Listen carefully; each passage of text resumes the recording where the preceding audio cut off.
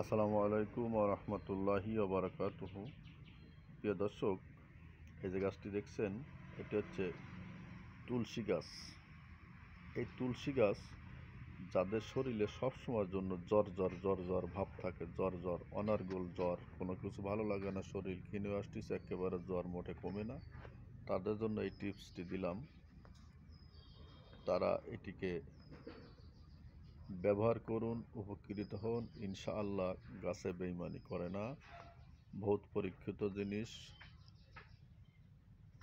Malaria যদিও থাকে সাথে, ইনশাআল্লাহ উপকার হয়ে যাবে, কোনো ভয়ের কিছু নাই, গাছে কোনো দিন ক্ষতি করে না, আপনি নিশ্চিন্তে খাইতে পারেন।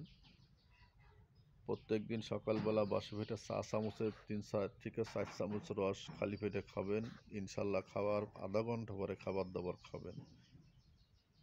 যদি উপকৃত হন, ভিডিওটি লাইক, শেয়ার, সাবস্ক্রাইব করবেন। সবাইকে অশেষ ধন্যবাদ। আসসালামু আলাইকুম ওয়া রাহমাতুল্লাহ।